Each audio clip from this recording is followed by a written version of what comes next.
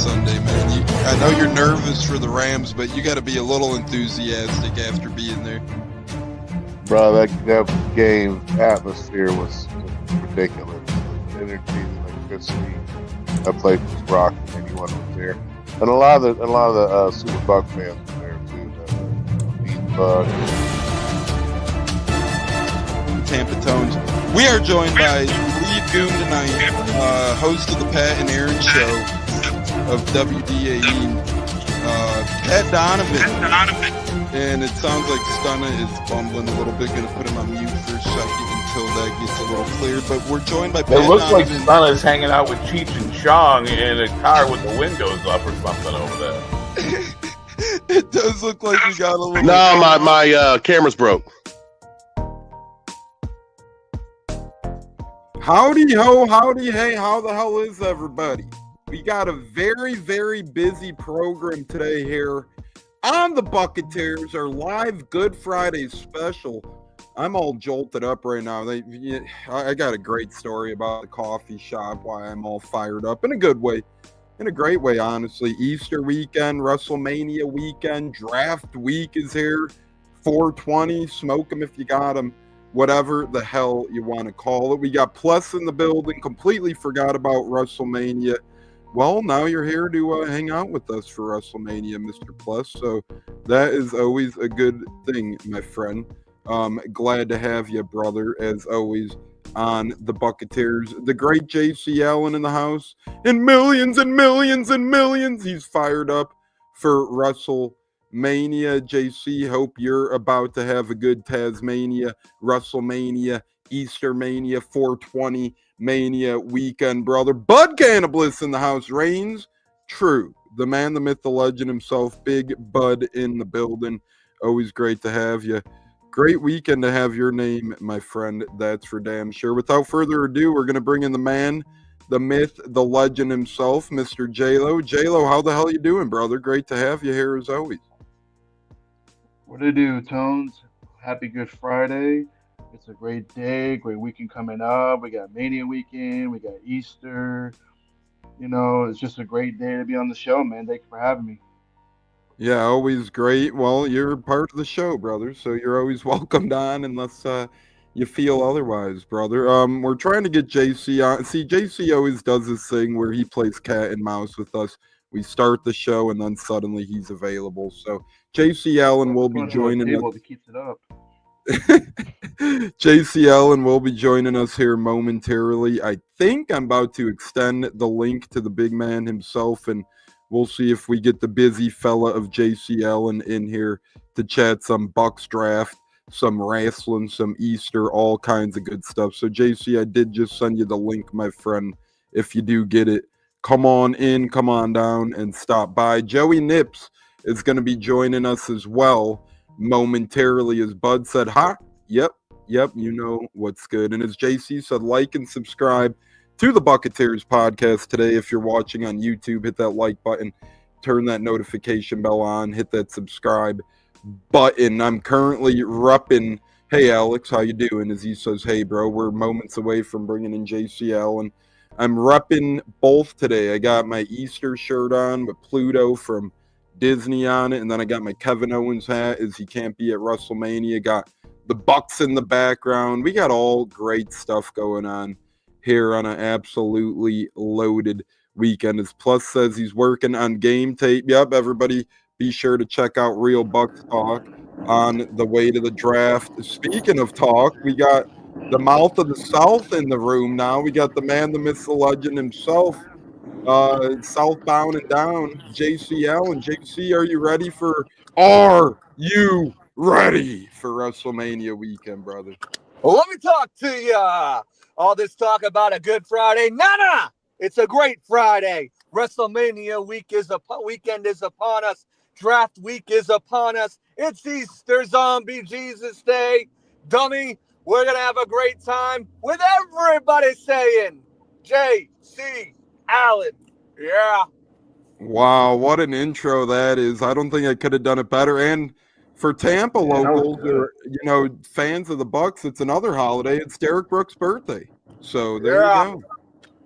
Happy birthday to the GOAT. JC, can't wait to get to talking to you. I know you're busy, brother. It's draft week, so you've had some great guests on. Real quick, before we get caught up into things and lose track of things, who the hell knows where this pod might go, but why don't you plug in what you've been doing, working on the draft and whatnot on both the Pirate Parlay and on Bucks Game Day front?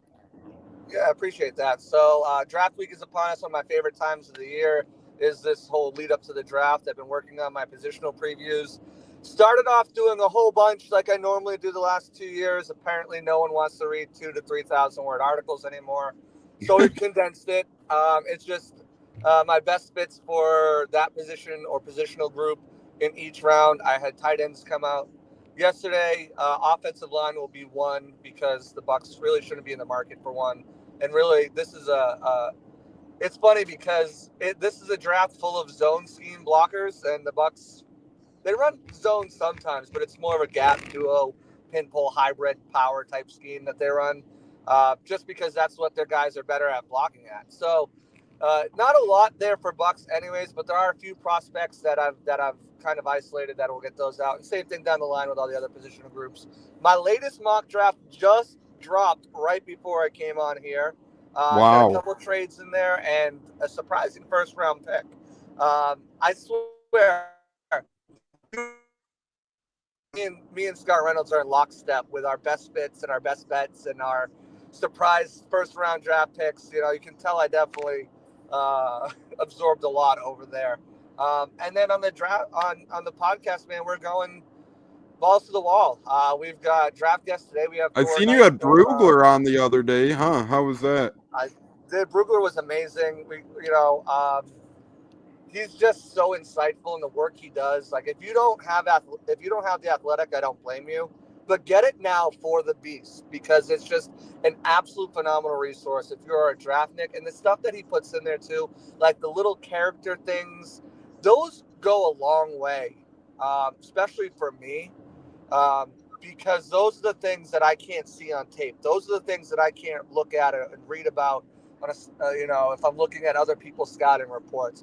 Those are the things that really kind of set apart to me who I am. That man is the Bucs motto, right? Their next Levante. Who can be that? Who's that type of player? Who has those character qualities they look at? Not just the production, not just the intangibles, not just the potential. Who is that person? And he does such a great job of that. We're getting Thor on tonight from Fantasy Life. And then we're going Monday, Tuesday, Wednesday. All 3 days we're going with Brian Fowler will be on there. We'll get Josh Capo on there as well for his negativity. His negativity will come through. And then John Vogel as well, who used to be part of the Sick Podcast. Trying to squeeze in Lance Zierlein there as well from NFL.com. He does, if you look at the combine breakdowns, he does an amazing job there, putting all that stuff in there. And just as a scout in general, former scout and draft guy, he does an awesome job. So we're busy, man. We're busy. Plus, we've got Easter. Plus, I've got a football game tomorrow. Plus, I've got Wrestlemania the next 2 nights, SmackDown. It is a very busy time for me right now, but it's awesome. So what the hell are you going to be doing? Are you going to be like on the sideline coaching like WrestleMania pregame shows zoomed in on the camcorder? You're going to be like jotting down NFL draft thoughts with your other hand. You're going to have parents coming up to you like, hey, Jason, hold on a minute. When my hand goes up, your mouth goes shut.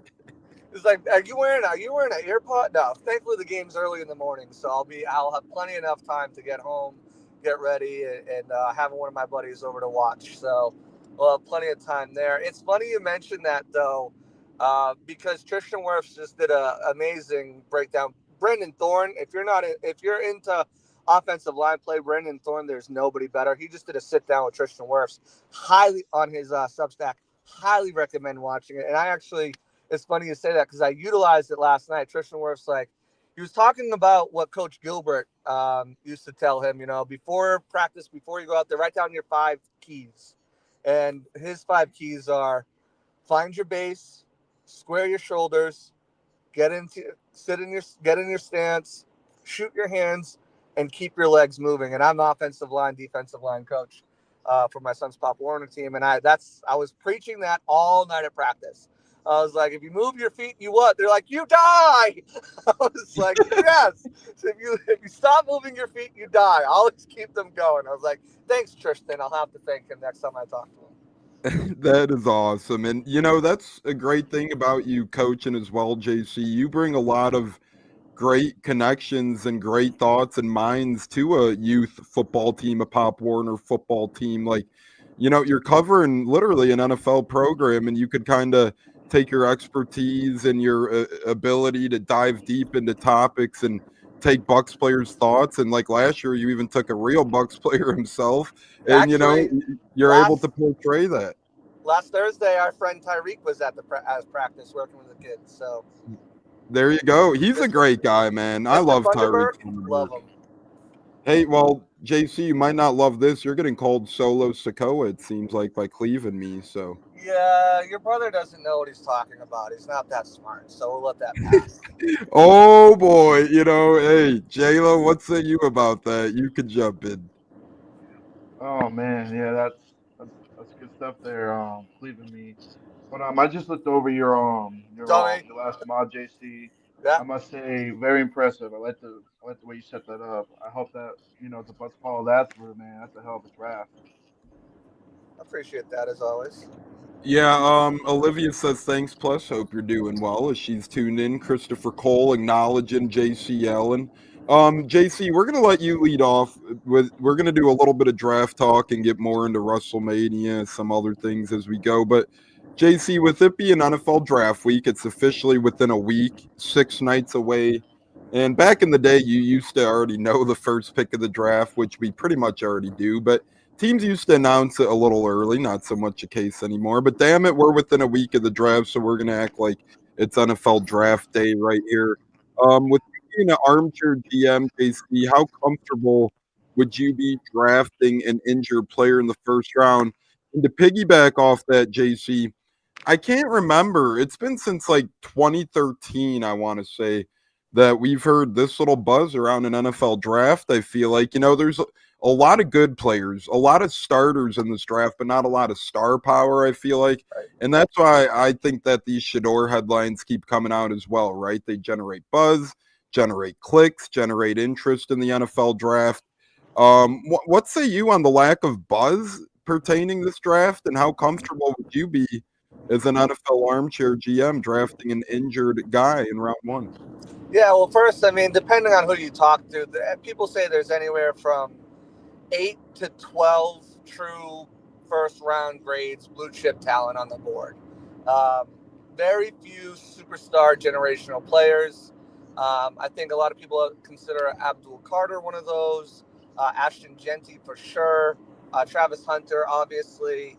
And I think there's people who feel the same way about Tyler Warren as well. There's not a lot of quarterbacks, man, and quarterbacks are the stars. And that's why. It's like 2013, JC, with like EJ Manuel and then Ryan Nassib, that QB group. Right. And I mean, this year, Cam Ward is the number one pick, but it's by default. And we're coming off a class last year that was very deep. There was a lot of intrigue between Drake May and Jaden Daniels and Caleb Williams and Bo Nix and JJ McCarthy and all these other guys throughout the class, Spencer Rattler, and even some of those other guys, right? So this year they don't have that, and it's between the lack of top-tier quarterback prospect and the lack of really true first-round talent, it's got a lot of people kind of down on this draft as a whole as far as bringing in playmakers deep into round one, like potential all-pro, Pro Bowl superstars. So it becomes a lot of like, what's your flavor? What's your scheme? What's your style? What are you looking for? What traits? And that's where you're getting these wide range of outcomes. We're talking about players 2 months ago that were first-round locks that are now second, maybe third-round guys. We're talking about players 2 months ago that was fifth or sixth, and now they're up in the third, or was a third-round guy, late second, and now they're moving up into the first round, because it's really what the experts are hearing is, oh, we like this guy. And then they'll be like, well, you like this guy, his floor is going to be here. So now it bumps it up. It bumps everybody up. Um, and it's hard to get a pinpoint on where guys are truly going to go after the first 10 to 15 picks, because again, it's all what's your spice of life? What are you looking for? What type of player?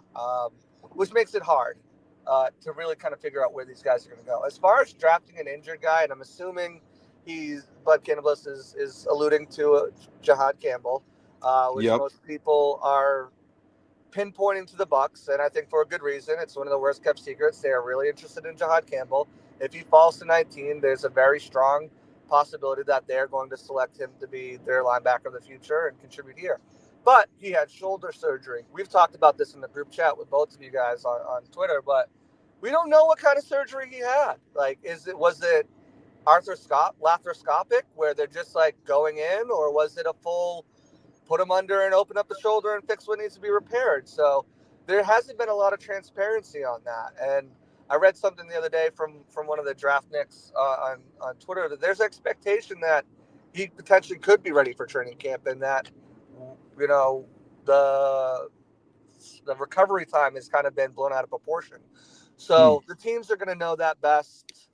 Whether it leaks And out to us. JC, sometimes, not to cut you off, but sometimes you have these rumors fluffed up a little bit to maybe drop his draft stock a little bit. I think Right. some guys might be hyping this injury up as worse than it is, just to maybe get a jihad at the back end of round one instead of the front end.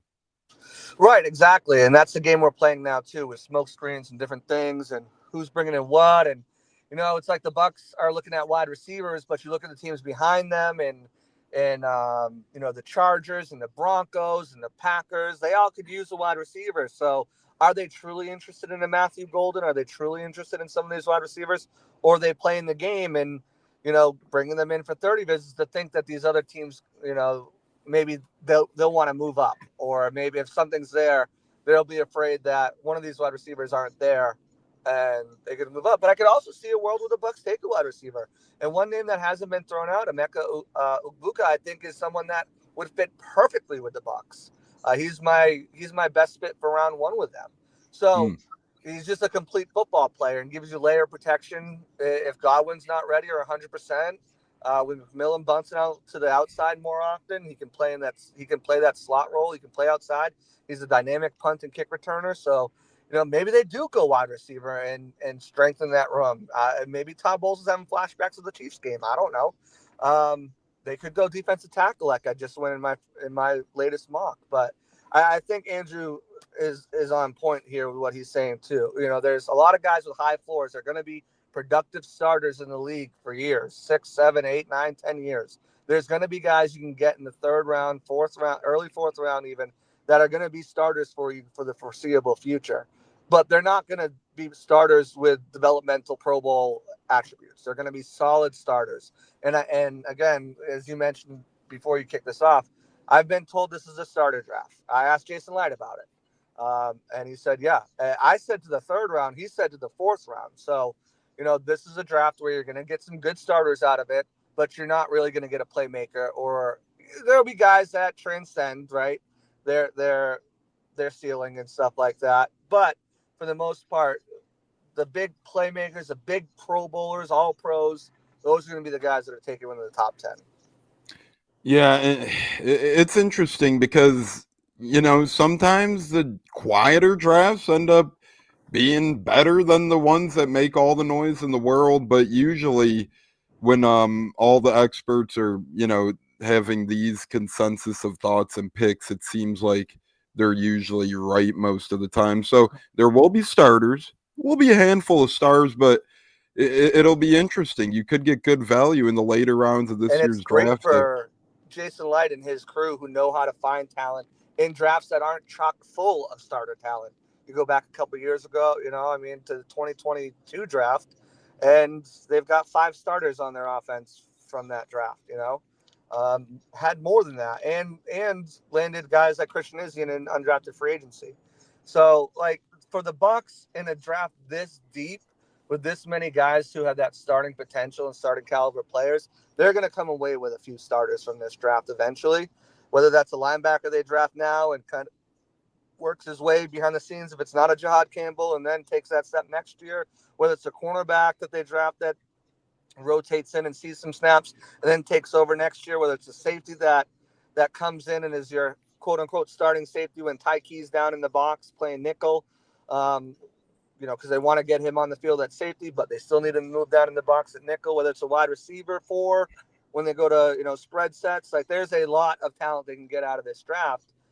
Whether that's that third defensive tackle, and a lot of people are like, and I've already got some feedback on my mock because I had them taking a defensive tackle in the first round.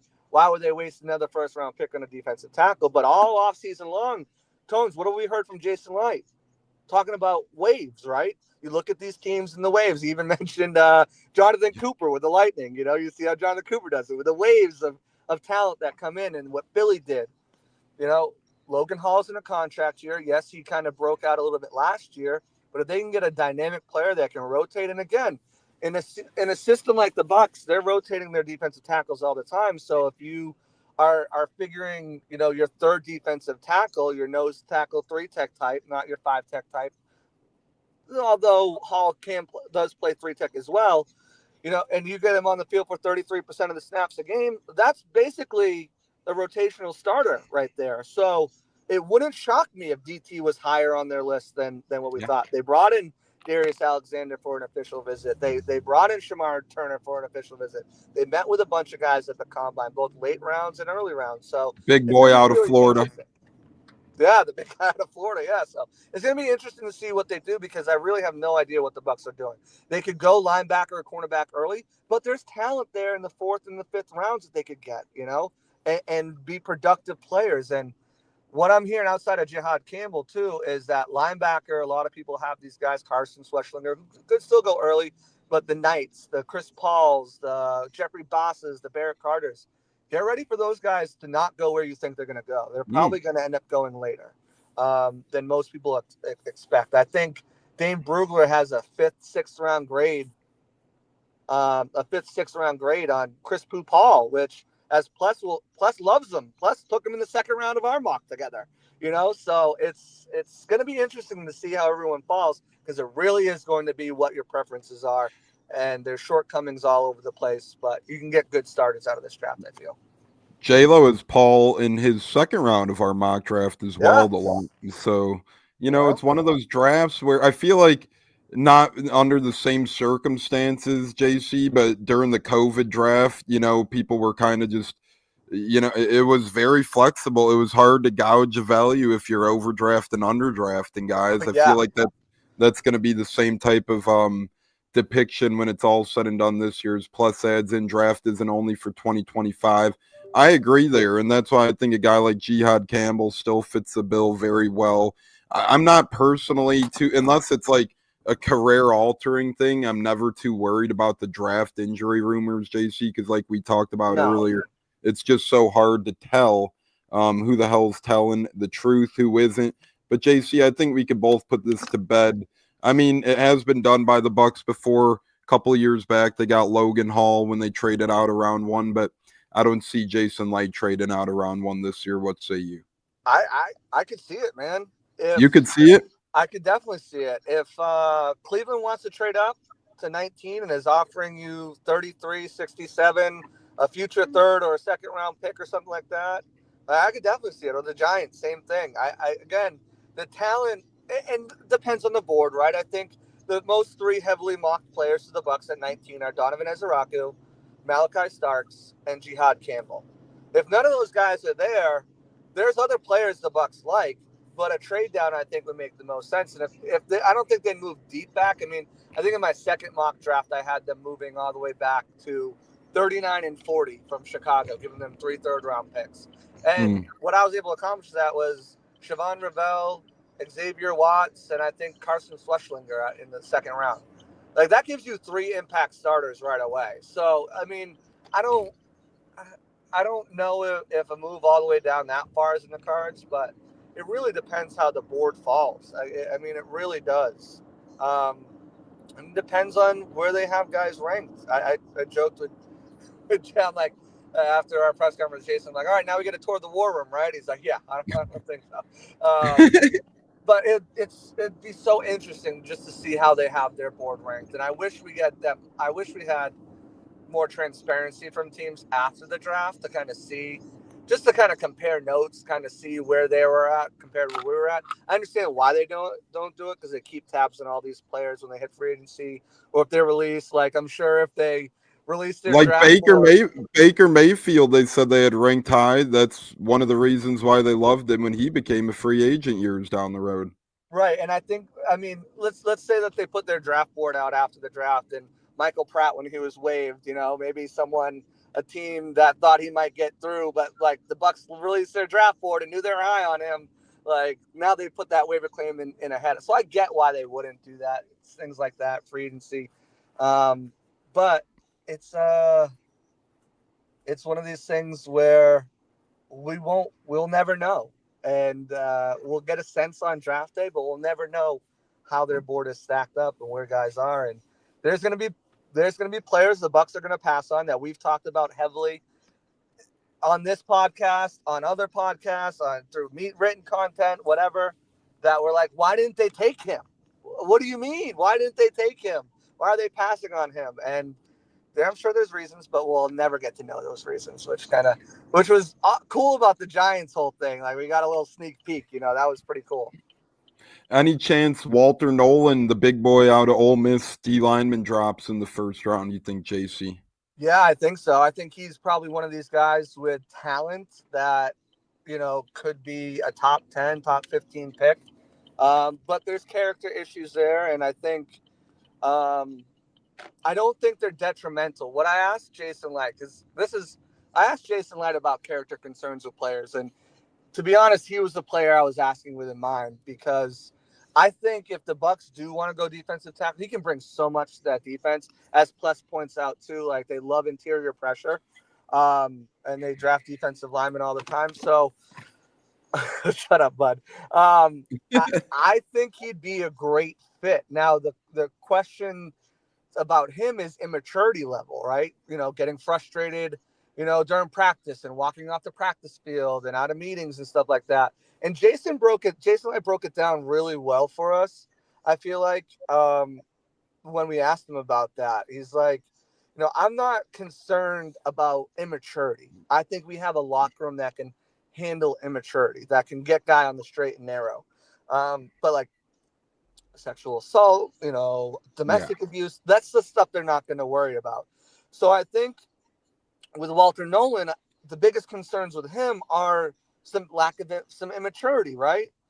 But Jason also broke down how it's harder nowadays to keep your senior and your junior players happy because of all the transfer portal, the NIL and everything like that. You're bringing in these freshmen that you're paying $2 million to on an NIL deal to get them to sign, and you got to get them on the field, or else they might transfer somewhere else. So sometimes it takes away snaps from guys who have been working, their last 3-4 years, obviously have the draft coming up, want to put the best tape out there. And I can see how that would frustrate some of the veteran players, 5-year seniors who have their COVID year wiped out and all that stuff. So I can see how that can piss me off. What do you mean? Like, I'm better than this freshman. You're going to take me out for these handful of snaps to get him so he doesn't transfer? That would piss me off. So, I mean, if it's that type of immaturity, I can see, and I think the Bucs can fix that. But other things like that, that's why Walter Nolan, I almost put him in my mock draft that I just put out as a defensive tackle selection, but I went somewhere else. But I think the Bucs would be in on him. I don't think he's off their draft board as maybe once I thought they would. I'd be interested to see what Plus thinks, but I don't think he's off their draft board, which I once thought he was. Yeah, I mean, it's always one of those things where it's just draft. You'll see bong rip videos circulate, and to me, it's like, yeah, the kid's in college. What the hell do you expect? But then, you hear rumors or facts come out about some of the darker stuff, and to me, there's a very fine line in between the two things, right? One, you're a college kid, little immature, and you could clean that up with professionalism, but some of the stuff is obviously unentertainable, and that's where I think Jason Light plays such a good role in being a general manager, is he's able to blur the fine line between, hey, this guy just has immaturity issues potentially, whether it's liking the weed a little bit or being a little crybaby versus, hey, this guy could actually be a bad individual. Let's not let him into our clubhouse. So I feel very confident in the Bucs front office whenever it comes to draft time, bringing in free agents and whatnot. I mean, not many teams would have pulled the plug on a guy like Antonio Brown the way the Bucs. I know he freaked out and whatever, but a lot of teams would try and, cadoodle. Oh, come back, we need you. Bucs just said you're done, get the hell out of here. Forbade him with Bruce Arians. So the Bucs are a different type of special in terms of not messing around. Not to name names, but you see teams like the Bengals and Chiefs where it's kind of like, hey, we don't really care what the hell you've done. If you're talented, we're just going to bring you in and call it a damn day, right? So the Bucs are different in how they operate. And I do agree with Plus. You look back, 2021, first round pick JTS. Then the next year, Logan Hall was their first pick. And then Kalijah Cansey. Last year, they brought Braswell in round 2. The Bucs love drafting pass rushers who could generate pressure early on. And that's why I don't think you could overlook D lineman, JC, especially with Will Golston potentially probably out. I mean, the Bucs haven't signed him yet. So, maybe after the draft, they could give him a cheapy 1-year contract if they don't make a splash or something. But you also look around at D lineman. Logan Hall's about to be in the final year of his contract, I believe. So you're going to have to think about replacing a guy like him. Yeah, you got Kalijah Cansey and Vita Vea, but behind that, you could build depth. You've seen Washington do it last year with Newton, and then it allows you momentum down the road and opportunity to pivot off of contracts if need. So I think the Bucs would benefit greatly off drafting another interior D lineman early on. I'm always a big fan of depth at the trench positions, and the D-line, interior D-line specifically, is one that the Bucs love building upon. So I think J-Lo flayed into oblivion. He said he'll be right back. We'll wait for him to get back.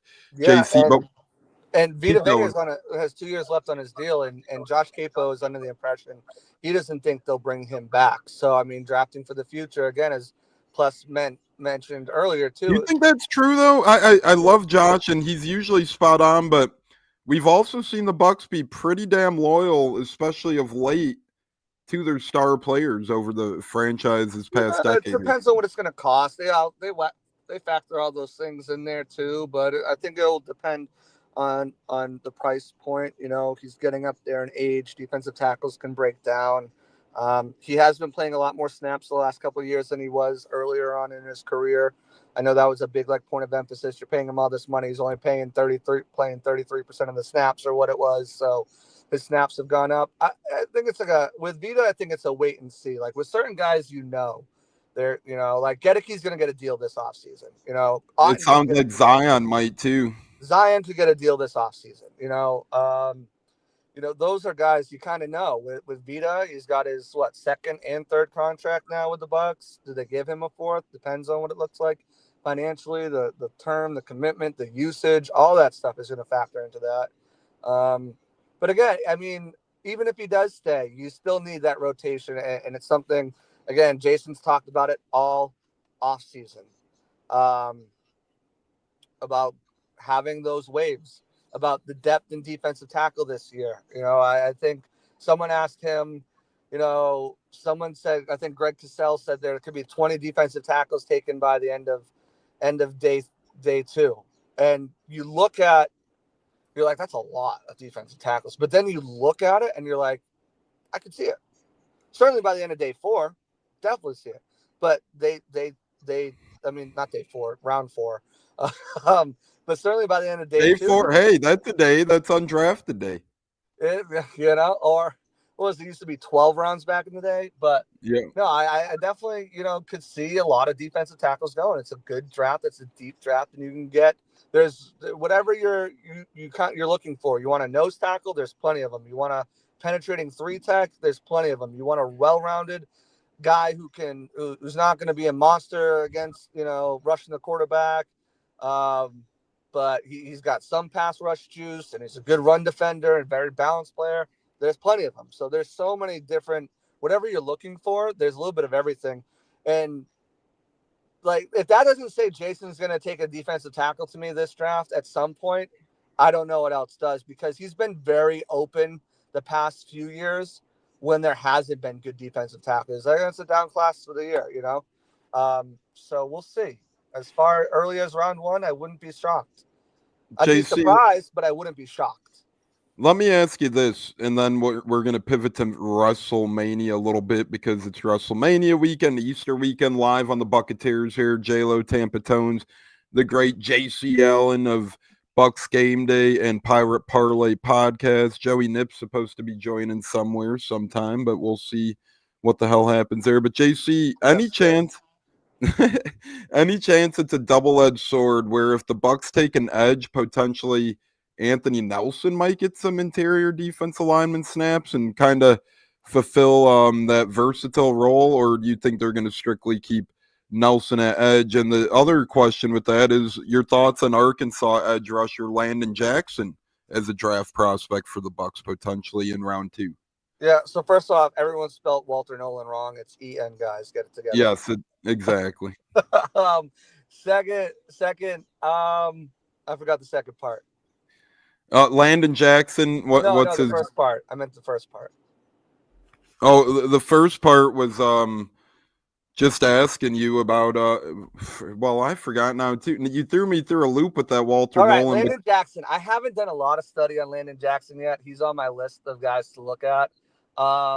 But he's got good size. Oh, Anthony Nelson. Would he be able Nelson, to pivot into the interior D-line not like role? a full-time rotational role. But like a versatile guy. Bulls will use them there. I mean, Bulls use them as a stand-up linebacker. Bulls had Kalijah Kancey and Anthony Nelson as stand-up linebackers, like at the same time. Like, what are we doing here? He's crazy. As far as Landon Jackson, again, I've got to do some more research on him. He's on my list. The Bucks didn't meet with him or anything at the combine. So I try to focus on those guys first, even if it's just a whatever, just so I know who they are. But he certainly has the size to be a factor on the outside. There's so many edge rushers they could go with, but really only 1 or 2 in round 1. He's more of a round 2 guy, in my opinion. Does he get to them at 53? I don't see it happening. He could, but I see him going off the board a lot earlier than that, and a lot of things I'm looking at. JC, we get a text into the program from Pops. Yes, sir. Pops watching. Do you predict the Bucks? What do you guys predict will be the first offensive position the Bucks draft in what round? Real quick, I think of the 6 Bucks picks, only 1 will be on the offensive side. I think it'll either be a wide receiver or depth O-line piece, leaning towards wide receiver, probably with their 4th or 5th pick they have. But JC, I'll turn the floor to you for that one. Yeah, wide receiver definitely, I think, is the one that jumps out. I think as early as round 1, I mean, Matthew Golden and Emeka Egbuka, I think, could be there. Jalen Noel in the 2nd round is someone that they've shown interest in, had him in for a visit. Jaden Higgins is someone I think they could show interest in as an outside. It's kind of like same thing with other positions. It's kind of pick your poison. There's a lot of good slot players in this draft. There's a lot of good outside receivers in this draft. It kind of just depends on what the Bucks really want to add to their team. You know, I think 2 things that they're lacking is speed and size. There's a few players who have both that are maybe later developmental guys. A guy like Dante Thornton Jr., I really like him as an outside guy with good speed, but just needs development. He could be had in the 6th round. Kanata Mumfield is a guy who I like, who's more of a slot wide receiver type. I like him a lot. I think he has a lot of developmental traits you look for as someone who can work out of the slot. Then you got the tweener guys like Jalen Noel can play outside and inside. Jack Beck, he can play inside and outside. I think they'd be interested in him. Same thing with Egbuka, even though he's probably better off as a slot receiver. Same thing with Beck. He's better suited for a slot receiver. Alec Ayomana, he's a guy who they've shown interest in, brought in for a 30 visit. I know you had him. I think both of you guys had him in the 3rd round in your mock draft that you guys are running, but a big outside target. He's another guy I could see them looking at in the 3rd round. I don't know which round they'll go in, but they've shown interest in guys who are going to go in all 7 rounds. So that's definitely something to keep an eye on. And as far as offensive linemen, I did a few already. Gray Zabel, if they went offensive lineman in the first round, tackle from North Dakota State, play guard, can play center. Spent most of his time at left and right tackle, but they think that, a lot of people think a move into the inside would be beneficial for him. So I tend to agree. They just signed Ben Bredesen, but again, he's a guy who I think can compete for a Pro Bowl his rookie year in the right system. And when you look at Ben Bredesen's contract, he can play center, he can play guard. For what you're paying, they got him for steal, in my opinion, Ben Bredesen. Right. And what you're paying him isn't terrible money for a backup versatile offensive lineman. So he's someone I can see they look at. Tate Ratledge, I like. He's kind of the board's probably a second rounder. I like him a lot. He's more of just a true guard. Played at Georgia. Had a down year last year, but I think he'd be really good.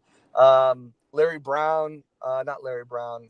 Well, the thing with Jason Light, too, is you never know what the hell school he's looking at these offensive linemen for. I mean, right. Look at Ali Marpet out of Hobart, and then, you got Alex Kappa, you got Cody Mock, you got Luke Godecki, and you Jackson got Elijah Slater is the guy that a lot of people are pointing at. Sacramento State, can play guard, can play center, got that versatility, was a tackle, so he's the small school guy that Bucs have identified, I think, this year as the person that, hey, if they're going to get another small school lineman in the 5th round, 6th round, maybe even early as the 4th round, Jackson Slater's the guy who intrigues a lot of people. Yeah, I agree with that. Before we pivot to Wrestlemania, now that we got Solo Sikoa versus Tama Tonga down low there, one-on-one match between Joey Nips and JCL. Whatever, Tonga Loa, Tonga, whatever, both of them's names, so many names you could call them. J-Lo, last quick thoughts here on the draft. I know you've been gone for 10 to 15 minutes now. Thoughts on our Wednesday night roundup. We'll be back 6 o'clock Eastern Wednesday to make our final picks of the Bucs Mock Draft, our last 3. Thoughts on that as we wrap it up Wednesday with the draft Thursday. Time's flying, brother. No, it really is. JC, appreciate the time you coming on, man. Like I said, you bring so much knowledge to the game. Always enjoy reading all your articles and stuff. Try to pick your brain a little bit on some of the prospects. It's exciting. I mean, I think there's gonna be a lot of great moves in the draft by Jason Light. I trust him a lot. I think he's gonna make the right decisions. So I'm excited, man. Like I said, but I think the answer was if they take an offensive player, it'll be wide receiver or interior O lineman. It seems like my friend is a great meal. What happened, JC? Swing tackle. There's some Holland Pierce is a guy I like in the 6th round, had in my mock. He's got 6'8", 340. So pretty much wide receiver and O. I mean, you don't need a QB. You don't need to me, the tight ends are foolish. Even if a Warren or a Loveland were to fall, you have Otten, Culp, Keith, and Durham. Keith and Otten are in the final year of their contract. Culp was a 7th round pick. He showed some flashes, but can he be consistent in a full-time role? Payne Durham stepped up. I like Payne Durham, but he's never going to project as more than a tight end 2 in the league. And if Warren's there, I think they run the card up. I think that's an immediate phone call. The league is like, can you take at least 5 minutes off the clock? But I think if Warren's there, they run that card up. Colson Loveland, I just wrote about last night, I think he could. The Bucs said they want to add more horses to the room. Wide receiver, right, is where we're thinking. But what if it's tight end? He's a guy who can line up all across the line, all the formation, can line up in the backfield. He's a natural pass catcher. He's good after the catch. I think he led the nation in forced missed tackles. Like Colston Loveland, if they don't want a wide receiver, and again, it's weird because this is not a draft stock loaded with blue chip players. I think Colston Loveland is one of those guys who can be a blue chip player. I've seen some national scouts compare. It gives me too many flashbacks to OJ Howard, man. I'm good on tight end. You don't need a tight end. You don't take a position you don't need. That would cause more problems for the roster. You're 2025 as well. You're not just thinking about this year. Do you want to pay K. Dotton $14-15 million a year? Do you think he's worth that? I mean, no, but I don't think he's going to get that. Well, that's what he's going to cost. I don't think so. I agree to disagree there. I disagree with Josh Capel on a lot of things, But contract projections, I tend to defer to him, and he's adamant that he's going to get $14 to $15 million. I don't see him making more than a Pat Fryermuth. I know the market level always goes up and whatnot, and nothing against Capo's work, but No, everything. I agree to disagree on the KDOT and getting $14 to $15 million a season. I just don't see it at all there, but we'll see how it plays out. And yeah, exactly, Bud. The word potential gets thrown around a little lightly, in my opinion, but we'll see how that falls out. That would be, to me, the dumbest thing you could do is take a tight end in round one, even if it is one of these top tier guys. I just don't think that's in the Bucs' best interest. And to me, you've seen them fluff up wide receivers in years past, tight ends in years past, so other teams could kind of jump the acorn on those guys a little bit, where the Bucs then build through the trenches. So we'll see how that all plays out there. But without further ado, we got Joey Cena in the house, and it's his weekend, Wrestlemania weekend, draft week for the Colts. Just a bunch of stuff going on, Easter week, 420 week, whatever the hell you want to call it. Joey Rhodes, Joey Cena, what the hell side you going to choose? You and Corey Hayes are more torn apart than a stripper's pair of underwear, it seems. Well, thank you for that illustrious entrance right there. Good afternoon, good morning, wherever you're at. Great to be with y'all. But, listen, we're talking a lot of great football. I do have one Colts draft question for JC, even though he's all Bucs for the most part. But, look, this is wrestling. Need some heel mode in here. So JCL might be Roman Reigns of the Buccaneers. That's where I consider him Roman Reigns. That's his land. That's his tribal chief. That's his land of supremacy. But when it comes to WWE, you have to have some heel in here. So that's where I go sometimes. J-Lo, nice to see you. You're still a piece of shit. And then Tones, great to be on the show. But my Colts question before we get on to some WWE, because as you can see, I'm all seeing it out, Decided to go younger with the childhood memories, not going to Cody Rhodes. We just talked tight ends a little bit, you guys did. Even though you disagreed on the Buccaneers, Colts are in need of a tight end badly. Our tight end room is kind of like, it's really bad just at the end of the day. Colson, Loveland, Tyler Warren. Who would you expect one of those guys to be there at 14? And if both are available, what's really the difference which makes one above the other, in your opinion, if you're the Colts and you're looking to take one of these top tight ends? I mean, you guys just got Mo Alley Cox back. What are you talking about? You're set. Come on. No, but I think Tyler Warren would be their preference. I think he's the number one tight end in this league, and it's really what he's able to do after the catch. He's just electric with the ball in his hands. He's a big play waiting to happen every time he touches the ball. Colson Loveland is an exceptional receiver himself, great route runner and everything. I think Colson Loveland offers more as a blocker, especially in line, not much more. And he's certainly a better blocker in space. I think Warren, an underrated part of his game is his ability to block in space. But I mean, Warren, you can have him line up anywhere. He's not a tight end. He's a tight end by position, but just that, he can line up outside. He can line up at inline. He can line up out wide in the slot. He can line up all over in the backfield. And he's just a mismatch nightmare for linebackers and safeties trying to cover him. So I don't think Warren would be there. I think Loveland would be the choice if they're choosing between the two. And if Warren wasn't on the board. I also think an underrated name too, Malachi Starks. They got two good young cornerbacks there. They could use a versatile playmaking safety on the back end too. And to me, Starks is one of these guys who is one of the top echelon players, the top 10 that could be Pro Bowl or superstars in the NFL. The problem is, has the NFL gotten over their strange freaking phobia of taking versatile safety nickel defenders, corner nickel defenders? Because if you go back to Antoine Winfield Jr., Kyle Hamilton's the only one that went in the first round, but I'll raise you Brian Branch and Cooper DeJean, same type of players, right? Versatile players in the back end, can kind of play all over the place. Teams don't want to spend that draft capital in the first round for whatever reason. These guys are falling in the second round. That's my only hesitation with Malachi Starks. To me, I think he's a tremendous player and immediately lifts the room of any defensive backfield he steps into. but there's this strange phobia about taking these guys. And I think Jahdae Barron, that's why you see him with a range of outcomes as well, is because, he's shorter than normal for an outside cornerback. He played outside cornerback. He can play nickel. He can play safety. You're seeing Jahdae Barron fall into the 20s, where to me, Jahdae Barron, Malachi Starks are top 10 players, in this draft. So I think that's another spot they could go and look at as well. But I think Colston Loveland to the Colts feels pretty strong if he's there. 14, I think it is? Yep. Yeah. All right. Well, there we have it. Some Colts questions wrapped up there. JC wearing his versatile cap this Edge morning. rusher could be one, too, that they could go with as well.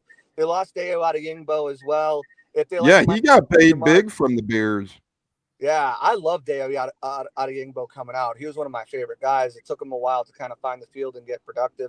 Then he had an injury or something that set correct. He was out his rookie season with the ACL tear after Van. Correct. Right. Yeah. So I like him. So I mean, edge rusher Mike Green, James Pierce Jr., Donovan Ezaraku, Shamar Stewart. And then maybe they feel like they can get better value there than going tight end, because there are good tight ends that they could get in the second round. Mason Taylor. Elijah Arroyo, Harold Fannin Jr. There's some good tight ends. Terrence Ferguson's another one. There's some really good tight ends that they could get in this draft if they choose to go, another position in the first round. Yeah, well, that's the thing about this draft, which we alluded to earlier, Joey. I know you were listening briefly, but it's one that lacks quote unquote star power, but has so much depth to the draft where you can really see teams go on multiple avenues in round one, because there will still be very good players on the board at those positions in both rounds 2 and 3. So, just if the Colts don't get Loveland or Warren in round one, I still think they could get an effective tight end in round 2 or 3 if a Malachi Starks is available for the Colts. But, it's beautiful talking football. We're going to circle back to it in our Easter segment, but we got some WrestleMania fun to talk about. I do like Mason Graham, Neil, quickly. He's a good prospect. He's intriguing. I think he has a lot of upside about Mason Graham. So he'll be gone in the first top 10 picks. Yeah, Probably that's Jacksonville. I don't see him lasting past 15, to be honest. Probably He's either top going to go to 10, Jacksonville or Carolina. Yep. I mean, I'll put that now. I'll put money. What's the over-under? I'll put money on that right now. I'll find out where I could see him going to Jacksonville or Carolina. I wouldn't be surprised. But definitely top 10 to 15 picks for Big Mason Graham. I like him a lot, Neil, but he definitely won't be available by the time the Bucs are picking on the clock. Speaking of on the clock, Royal Rumble countdowns are over. WrestleMania is here. It is time to talk about a couple of topics of WrestleMania, fellas. WrestleMania weekend is taken live from Las Vegas this weekend. And, the universe in Las Vegas seemingly seems to fit hand in hand. A lot of interesting people in the universe, a lot of interesting people in Las Vegas. You love to see it. For those of you unfamiliar, I had people asking me, WrestleMania is 2 nights now. It's damn near 3 if you count the Hall of Fame and some of the matches that occurred tonight. But between SmackDown tonight, Hall of Fame tonight, NXT, at 1 a.m. Jeez Louise. I know. Yeah, for East Coasters, that's a death sentence, man. You're gonna have to TiVo that thing or something. But I'll try and watch it while I'm fading away. But a whole weekend loaded of WrestleMania. So, J-Lo, we're going to start with you here. Tonight, tomorrow, Sunday, you got NXT. You got 2 WWE shows. You got the Hall of Fame. You got the Slammy Awards. You got SmackDown. What one event, J-Lo, out of all the days combined, are you looking forward to most out of WrestleMania weekend? I'm gonna have to say night 2. I think night 2 always goes with a big finish. Night 1's gonna be fun to watch, but to me, night 2 will probably be the most intriguing event. NXT. While you're eating your Easter ham, your pastas, your Easter Yep. spread, while you got maybe something packed next to you with a lighter in hand, then you got WrestleMania on too. That's a beautiful evening right there. No, I mean, it's a great weekend overall. The holiday, WrestleMania, and plus, more draft preparation. I mean, it's going to be an intriguing Sunday night coming up and the Sunday.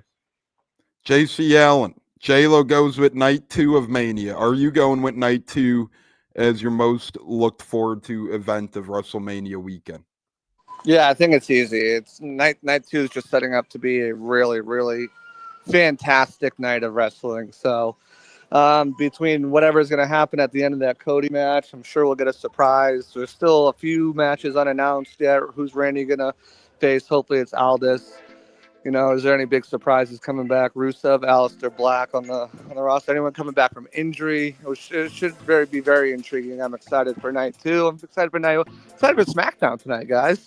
Go home show. So should be. That's why I popped the question. Not, that's why I'm like, hey, what the hell are we looking forward to? Joey, are you going to make it 3 for 3 with night 2 of WrestleMania? I would normally go night 2, but that means it's a Sunday night and we're almost at the end before Raw. So I like JC Allen's point at the end there with SmackDown. I'm all about the story that leads into these great matches, right? Because once the matches end, it's like a new season that starts with Monday Night Raw where a bunch of surprises could happen. So in the Go Home episode tonight, we will have John Cena. We will have Cody Rhodes. You will have a lot go down with the Andre the Giant battle. You will have the tag team championships on the line and plus much more. Randy Orton always will be an interesting factor. As JC alluded to, will be an open challenge at Mania. Will one of these guys that could return be there? So I look forward to SmackDown because this is the end of the build. I mean, time goes by so damn fast, and I'm just looking forward to everything starting up tonight on SmackDown. And then Triple H in the Hall of Fame can never be overlooked. This guy did more for the company than most in the past 25 years. If you look at in-ring and what he has done as creative content officer. So really looking forward to tonight and the whole weekend, having a party tomorrow. But tonight it all starts for me. Yeah, I'm the guy with the cups, plates, and napkins. Those should be arriving momentarily. I'm all jittered up. I had 4 espresso shots in my cup of coffee this morning. You know, when you order the wrong thing, but it's already in production, and it's like, yeah, let's ride. So whatever the hell happens, I'm like a jitterbug right now. I'm between the Hall of Fame and NXT Stand and Deliver, just to kind of be different as well. First and foremost, I always love the Hall of Fame. One of those things where you hear tons of stories about ladies and gentlemen that you may not have heard in the past life, and it's always a beautiful moment. Somebody's inducting somebody, a lot of stars in the crowd, a lot of big pops to be had. So it's just people getting their moment, very deserved over the years. Only thing wrestling, or WWE, I should say in particular, could do better with the Hall of Fame is actually having an actual Hall of Fame. I think that could not only be very cool and be a big honor to the stars, I think they could generate a lot of money off of that. And then NXT Stand and Deliver, I choose this because it's like the appetizer. You're watching it. It's like, man, we got a whole weekend full of great wrestling matches ahead. You still have both Mania shows on your platter, but you're still getting very good wrestling. And these guys, a lot of these NXT Stand and Deliver guys end up being promoted on Monday or Friday after WrestleMania to the main roster as well. So don't overlook the Raw after Mania. The Raw after Mania is probably the most surprising wrestling show for the entire year. So can't overlook that at all. J-Lo, favorite match on the card for the weekend out of any show on the weekend? J-Lo, you there? All right, we're skipping J-Lo. JC, favorite match on the card for the weekend? I think it's a tie right now between 3 that I'm really looking forward to. The first one is obviously the triple threat match. Actually, we'll go with both triple threat matches, to be honest with you. I'm looking forward. I think Io and Bianca and Rhea, I think they're going to cook. And I think that the men's match, there's so much history there that they're going to tell an amazing story. We'll see what happens with the whole Paul Heyman situation. And it's going to be really interesting. And then I'm a big Braun Breaker fan. So what happens between Braun Breaker, Penta, Finn, and Dominic, and the fallout that's going to happen is going to be something really interesting to watch as well, especially as we get into the Raw after Mania. So those three matches are really intriguing to me. I'm excited for those ones. Yeah, the Godfather joins us live on Facebook. Always great to have the Godfather. Joey, what say you on your favorite match happening this weekend, whatever that might be? Yeah, most people would think I would say Cena versus Rhodes, but I'm so torn that that match is probably going to take years off your life. Yeah, probably. So you know what? I wouldn't have said this a few weeks ago, but I'm really, really intrigued now by Charlotte Flair and Tiffy Time, because this rivalry has gone further than just in the ring and in the storylines, right? They've come at each other personally a couple times, and I think that personally brings out the best. You've seen Charlotte Flair. They try to turn her into a face. She is not a face. She's a heel. That didn't work originally when they first tried to bring her back with the Royal Rumble win. And Tiffy Time is the youngest champion, trying to, maybe look up to Charlotte Flair one day in her career. But right now they absolutely hate each other. If you see on social media, they've had some behind-the-scenes battles, whether it's outside of the stadium or when Charlotte attacked her in the ring last time. So I want to see the chemistry. I want to see how they unfold, because it seems like just there is some clear bad blood there. So I would go with that. And I'm kind of shocked I would have said that a couple weeks ago, but now that's everything has been developing, I'm going to go there. And did you guys hear, now, as much crap as Charlotte Flair gets, her meet and greet line was way longer than Tiff Stratton's. So it just goes to show Tiffy Time, yes, maybe in terms of getting cheered on is quite the bigger figure right now, but people still like the Queen. That's still the draw of the women's division. That's still the goatest woman of all time in the world of wrestling. Her whole arm was covered in bracelets she was given to her by little girls meeting her at her meet and greet. So the Queen is still the most look up to woman in the world of wrestling, I believe. I love that match. It's going to be a fun one. It's kind of like the Rhodes against Cena match, where you got a legendary older figure on one side and the up and coming star on the other side. So I'm looking forward to that one. But the one I'm looking forward to most all weekend, if I had to pick, there's a lot of good one, man. And under the radar, anytime AJ Styles is in a ring, it's a beautiful thing as well. But I'm not going to go with that one. Hard not to go with Cena Rhodes, man. It's just hard for me not to. I like John Cena. I like his character, and I'm interested to see the overall facade, the build of the match, the surprises that happen.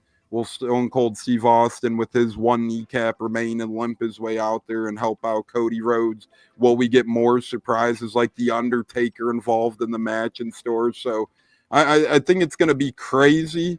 You never know what the hell might happen. Will The Rock cost Cody Rhodes like he once costed John Cena for the full circle story of the title belt? So give me John Cena and Cody Rhodes for my most look forward to match. We're going to give J-Lo one last chance here before he's gone. J-Lo, you there, buddy, or you just out? All right. We're moving on. Since he is moving on, one thing that I want to say, one match that's criminally underrated to me, there's only one stipulation match we have right now, and that's Damian Priest and Drew McIntyre. That will be a very good match. These are both high-quality performers who did not get a chance to be in any main event pictures. So don't look over the fact that we have a stipulation match, and I think it's underrated, McIntyre and Priest, since J-Lo couldn't talk.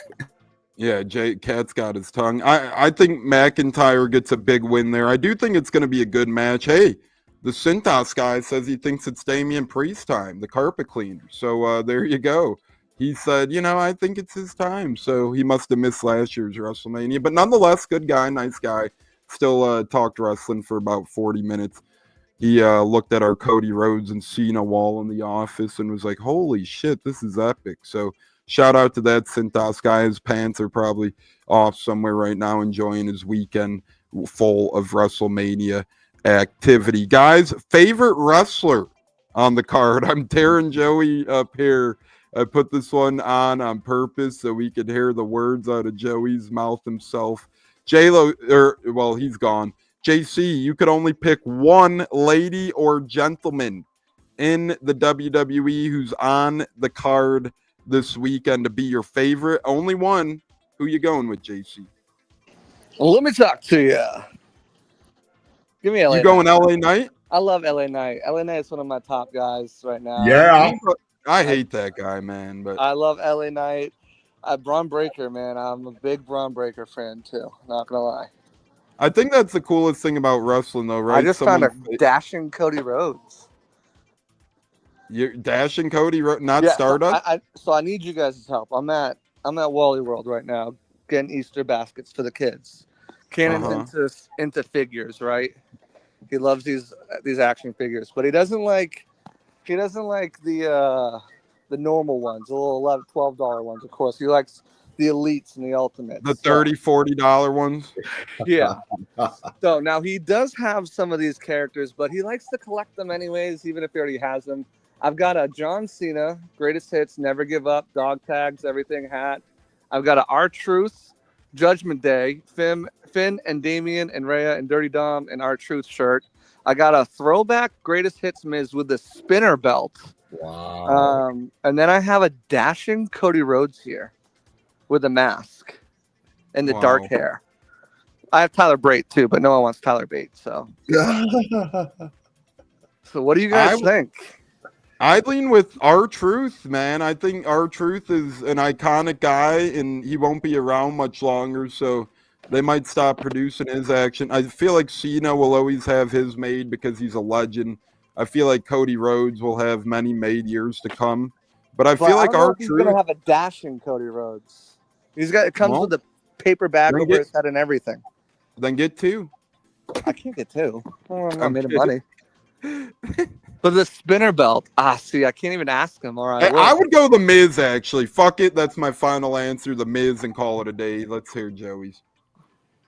I mean, I was going to almost go Cena because it is his last run into the year, but the dashing Cody Rhodes is something where I'm even shocked it was on the shelf, to be honest with you, because of how much his character is going right now. So I don't know. I think you predict whoever you think will win that match. I think you go with one of either Cena or Rhodes, depending on who you think's going to win. So at least when he has this basket and he gets his figure, you gave him a winner. That's right. You're right. Nobody liked that Cody Rhodes character, though. You know, when he was Dash and everyone was like, eh. No, I mean, that was better. Stardust was the only problem. Right. Both of them were no one liked either one of them, really. I'm going to put them all in there. Oh, wait a second. We'd have a Big Boss Man and a Booker T. Oh, but now you're expanding the field too much here. This is getting hard.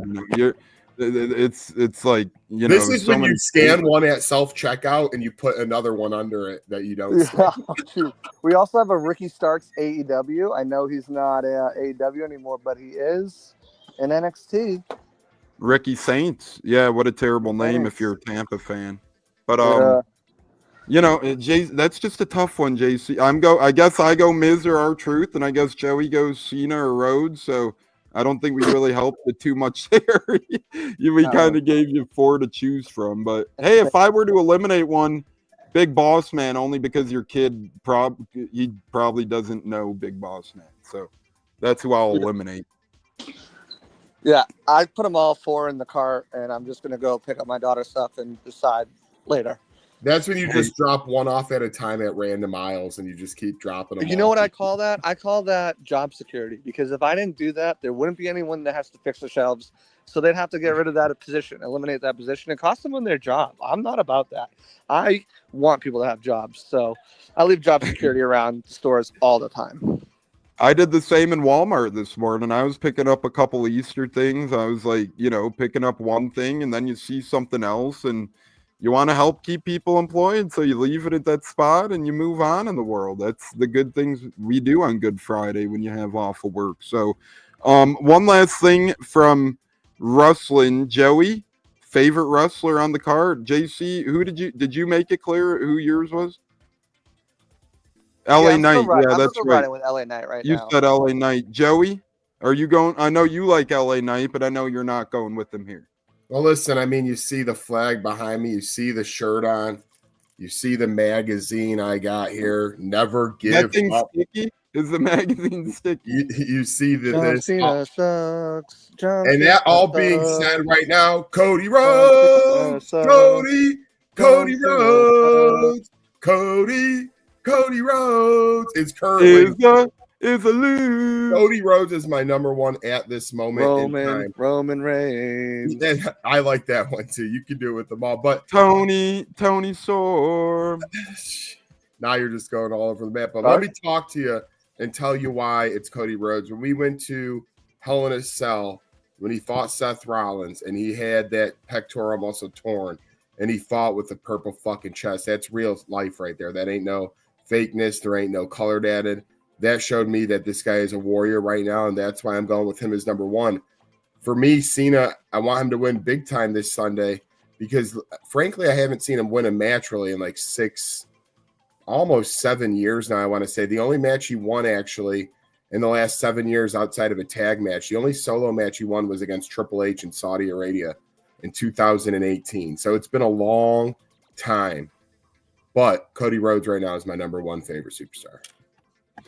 Yeah, sorry to hear that. When I look at the card, a lot of my favorites are not on the card, right? Kevin Owens, who was supposed to be, is the great Matthew Bauer joining on Facebook, but Kevin Owens, The Miz, Sami Zayn, Miz is him and Carmelo Hayes on the card? Did that make it? They'll be on tonight, I bet you. So can't count him. Ah, damn it. Yeah, I was hearing some rumors about like a lot of shit goes down in this tag match, and it becomes like a multi-man tag ladder match between the Street Profits, MCMG, the Pretty Deadly, Miz and Carmelo, and whatever other team, DIY. Johnny Gargano and DIY maybe, and then maybe Los Luchadores, Los Colorado, whatever, you know what I'm talking about. Yeah, no, Garza and what's his name? What the fuck? Yeah. He just lost last week to Ray Phoenix. Yes, that person, whoever that is. I would like that. We don't have enough stipulation ladder wise, so JC, I hope they do give us one ladder match. I'll go Charlotte Flair with my favorite performer of the weekend. She's one of my favorite all-time wrestlers. I loved Rick. I love Charlotte. The things she brings to the ring, a lot of people will be upset when she is no longer performing one day. Christopher says the women's tag team match is going to be great. David Zussman says happy Easter to you, sir. That Cena versus Rhodes is going to be very interesting. Last Mania question, then we got a couple Easter, and we're bouncing out of here like the bunny, ladies and gentlemen. JC, one person not scheduled to be on the card or surprise moment will be? I want to say the return of Wyatt Six and Alexa Bliss to do something. Maybe Chelsea Green goes to Aldous tonight and complains, I am the U.S. champion. I don't have a match at WrestleMania. And then maybe it turns out to be, I don't think it'd be an open challenge because that's not Chelsea's personality. But maybe he's like, all right, I'll find you a partner. And it turns out to be Bliss, and the Wyatt Six come out maybe and do something to the Secret Service. And, I think that would be somewhere, because I don't think you can just leave her without anything to do. So I don't know. I mean, that's a lot of like what ifs kind of stacking on each other, but I could see that. I'll take the easy way and say Travis Scott's there. I love that. Christopher Cole says Stone Cold shows up. Joey, what say you? Biggest return or biggest surprise of the weekend will be? Yeah, and Cody Rhodes has to get his return hit on Travis Scott as he freaking broke his eardrum. It's like smoke a little less green, why don't you, and let him cook there. My biggest surprise, I'm just very intrigued because there's nothing better than an RKO at WrestleMania. So who is that RKO going to? JC Allen brought up Nick Aldis. I could also see there was a storyline with Wyatt Six and Alexa Bliss and Randy Orton before rest in peace to Bray Wyatt back a few Manias ago as well. So my intrigue and surprise is going to be with Randy Orton. Will they swerve us or will they keep it standard? He's already got Nick Aldis once. I'm just very curious on that. And then The Rock, he's going to play a factor. We have not seen him since the Elimination Chamber. He's going to show up in some capacity. And what better way? I don't need a match. I don't need anything else to happen. But if I could get Rock and Stone Cold face to face for a good 30 seconds in the ring where they zoom out with the fans and everyone's going freaking crazy, I would love that goosebumps moment between Rock and Stone Cold. Roman Reigns is on the McAfee show as we speak, but you could watch that later on YouTube. A lot of great stars going to be on there later. Stay right where you are, and then once we're done, you could go on to McAfee show. My biggest surprise of the weekend would be Braun Strowman joining the Wyatt Six. I'm going to go out on a limb and say he takes part of that. I think his storyline's pretty quiet, so I'll go ahead and say Braun Strowman joins the Wyatt Six at some point. We get a Braun versus we get a Six versus Bloodline. That would be awesome. That would be running wild. You could have a build up to thrown in the mix. You could have a big build up to Survivor Series. I know that's a while away, but that would be an incredible Survivor Series type of rivalry. From the wrestling ring to the Easter egg, guys. JC, I know you got the children in your life. Does that change, or what's your favorite thing about Easter, brother? What about the weekend of Easter? I mean, not much. I'm not super religious. I don't have the shopping, the food. You like the food. Not even. I never had a big family, so Easter was just like was a day kind of zombie. So Jesus it's the money day. you're spending. You're liking the money you're spending right now. No, I don't like the money I'm spending at all. At all. Did So not you're budget not a for big this. Easter I forgot guy. Easter was this weekend. I also made plans to host my friend, so I'm not liking the money coming out of my account. Who be texting you later, Tons? Yeah, no, I mean, it's fun for the kids. That's what it's about now. Easter Bunny comes. I do like a trail of jelly beans. We hide some eggs.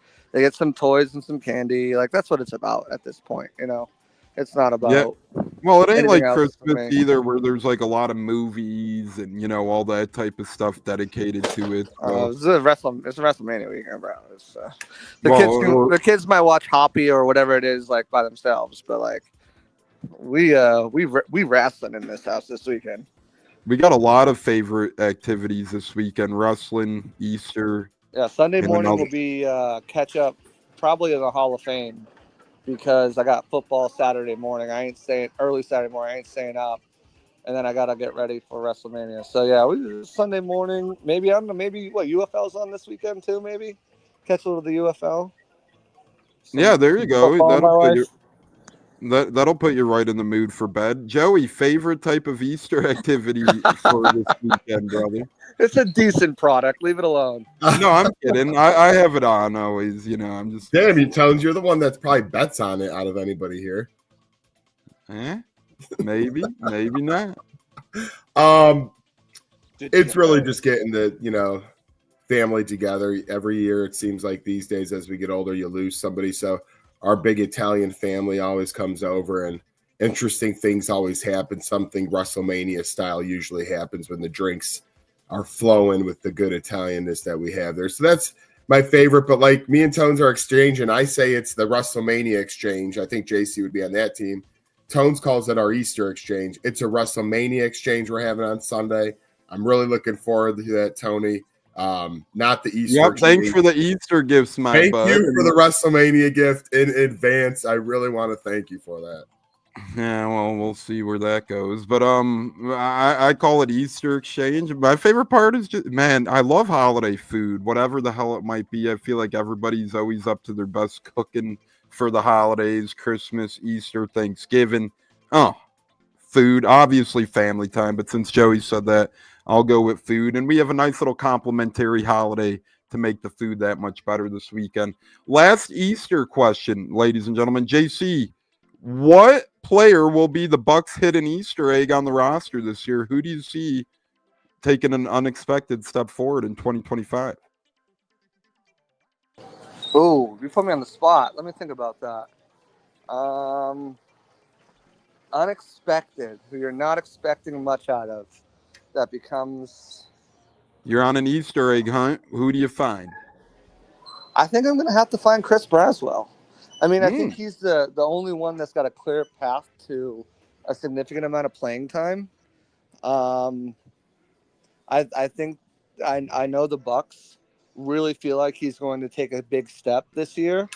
I always preach about how rookie years temper your expectations because of everything that they're going through. New city, new town, new teammates, new coaches, new system, new playbook, new routine. You're not a student, you're a full-time athlete. Like you're training this whole time for athletic testing and not football. So once you get that full off season and full strength and conditioning under your belt and everything like that, I think year 2 is a year where things start to click. And I think, I've got to, I have no reason not to believe that the team where they think he's going to be a big part of it. I guess I could also say Servassier Dennis. So I think will be the starter at linebacker next to Levante David. I know they are very high on him. He's extremely cerebral at the position. He can blitz. He can cover. He can, set the edge in the run game. He was well on his way to looking like an absolute player before he got hurt. And now that apparently the shoulder injury that's been bothering him the last 2 years and since college is cleaned up, it really feels like this is a year where if he's healthy, he's going to cement himself as the heir apparent. And I talked to Levante David on my podcast last year, and he said 1,000% he believes that when he steps away, Servassier Dennis can take over and be the leader of that defense. So I guess those are the two players I would say.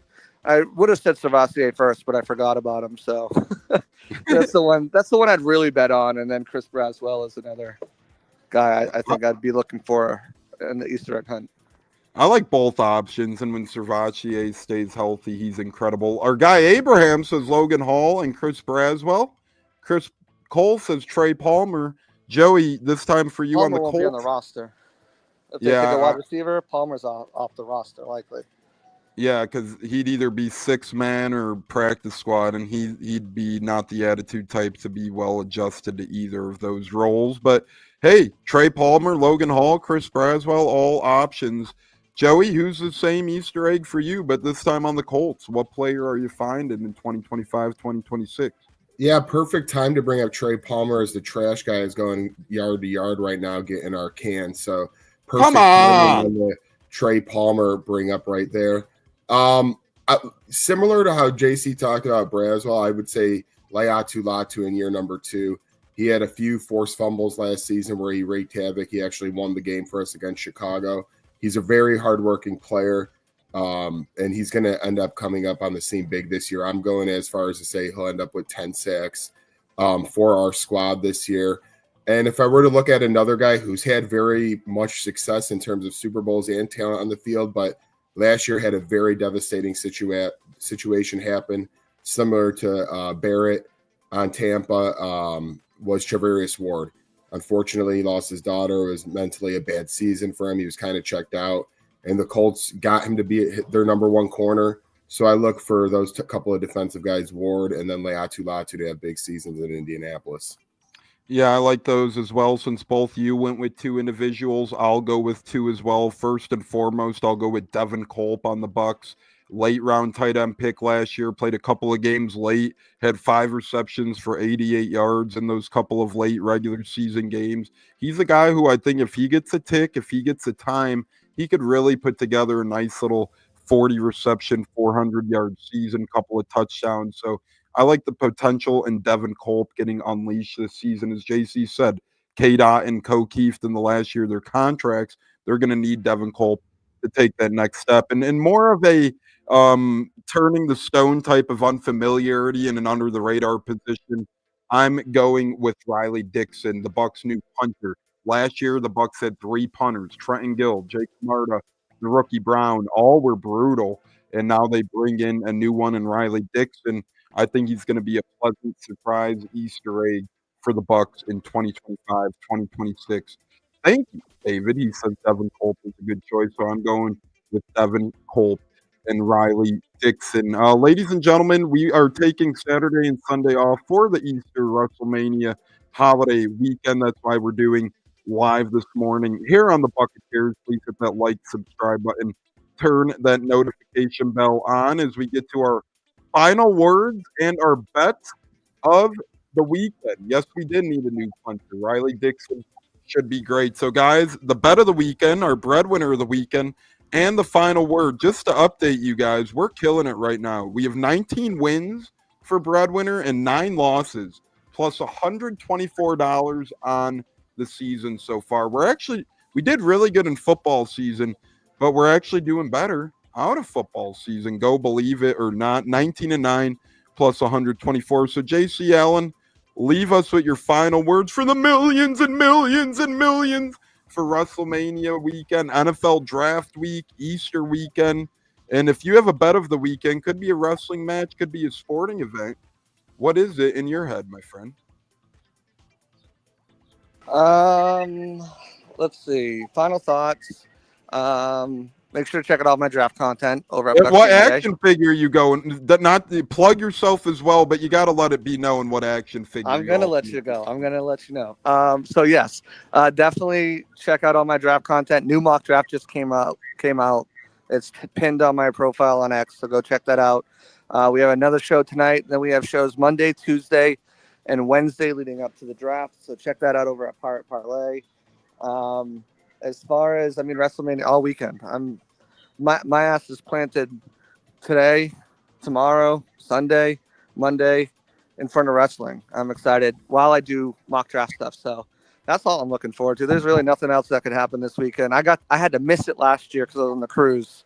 So I'm excited to watch it live this year. Have my buddy over, have some drinks, have some herbal remedies, and hang out and watch, especially on Sunday, and watch some wrestling. So that's my plans for the weekend as far as character. So I'm torn between two, and Cleve, he is on the head here. We got John Cena and Cody Rhodes. My wife said Cody, but Cannon's been talking about Cena. I don't know if it's the Cena that he wants. Would it be the Cody he wants, though? I'd go with the Cody Cena he wants. I think he'd be intrigued by Cody. I don't think he knows enough about dashing Cody Rhodes, but I think I don't know. I'm torn between these two. You might not see that dashing at that store again.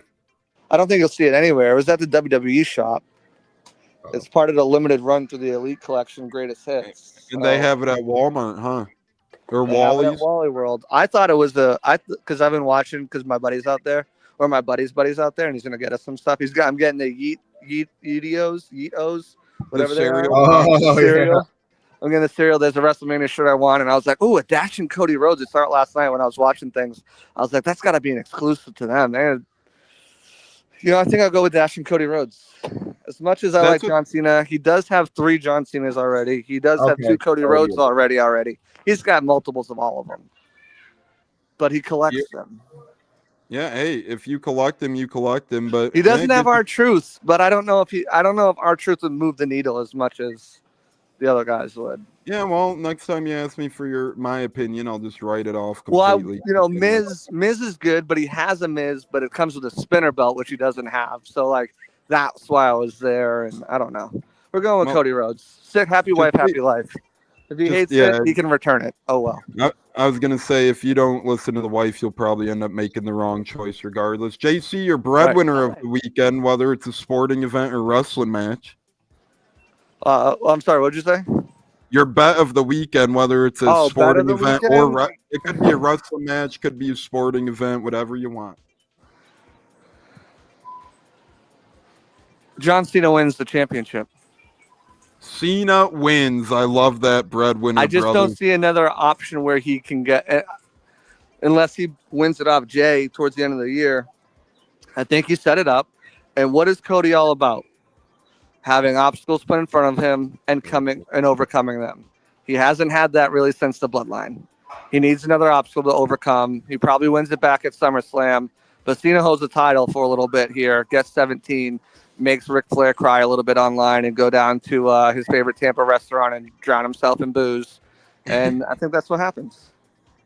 Joey, do you like that? Who's your breadwinner? And what's your final word, brother? JC is spot on with that one. Maybe I won't call him Solo anymore because, look, Cody Rhodes is better at being the hunter than the hunted.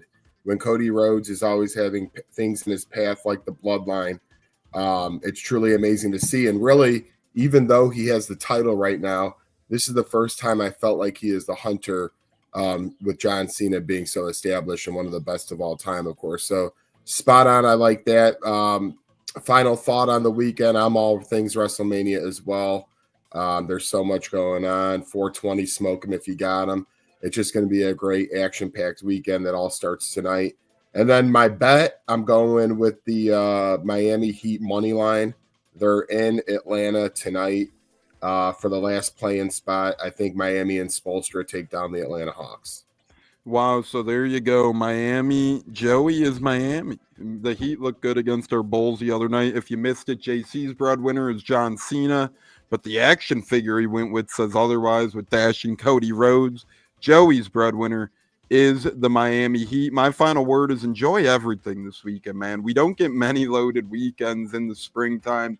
This one is absolutely top heavy, no pun intended. You got 420, you got WrestleMania, you got Easter, you got Good Friday, you got a bunch of good vibes going on in general. So enjoy it, ladies and gentlemen. It's going to be a true special weekend all the way around. And then breadwinners, JC has John Cena, Joey is the Miami Heat. I'm going with the Tampa Bay Lightning on Tuesday night in round 1. They're home against the Florida Panthers. The Lightning get Panthers again in an all Florida matchup. So once again, breadwinners, Joey has Miami Heat money line, JC Allen is John Cena winning, and I have the Tampa Bay Lightning on Tuesday. One last flash word, 10 seconds or less, JC Allen, WrestleMania Weekend, 10 seconds or less. Yeah, it should be a great show both nights. It's not got the hype it has the last 2 years, but I still think the product's going to turn out great. Look for Drew McIntyre to try to steal the show against Damian Priest. It's going to be great. I agree with Cleve. We need more stipulation matches. Hopefully we'll get one here or there because right now it's just like a lot of regular matches. But super excited for this weekend. Can't wait to talk to you guys. Chop it up after. Let me talk to you. Happens. So, yeah, absolutely. You got to come on Cleve with me. You got to come on Cleve with me to talk about it. We'll find a time for that. Sure, Mike. My 10 seconds will be, ladies and gentlemen, my name is Paul Heyman. He will play a big factor this weekend.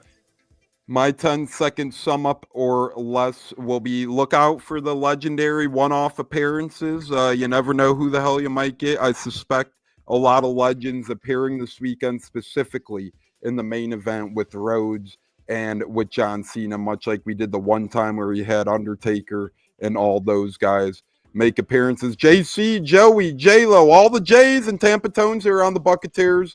Enjoy Easter 420 WrestleMania weekend. JC, thanks again, buddy. You're the best, my friend. Always a pleasure. Thanks, everybody. God bless. Thanks, always. Everyone. Have a great Easter. Yep. Thanks, everyone. Have a great Easter, JC. Hope your kid likes, he has to like the dashing Cody Rhodes. So great choice. Abraham, Christopher, Olivia, David Zussman, Bud, and everybody else in the chat. Thanks for joining. As always, Buccateers, we will be back Wednesday for our pre-draft show.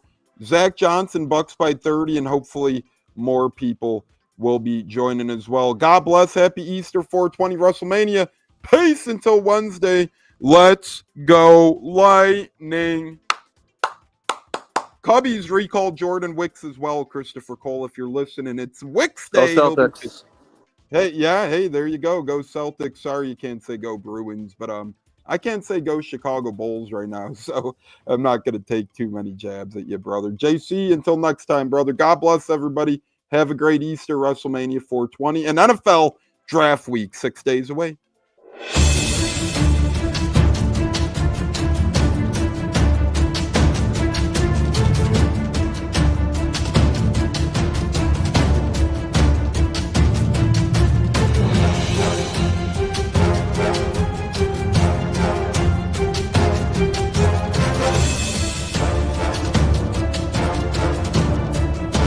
Game on Sunday, man. I know you're nervous for the Rams, but you got to be a little enthusiastic after being there.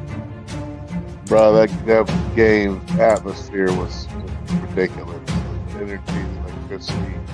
That place was rocking. Anyone was there, and a lot of the Super Buck fans were there too. Bucks. Tampa Tones. We are joined by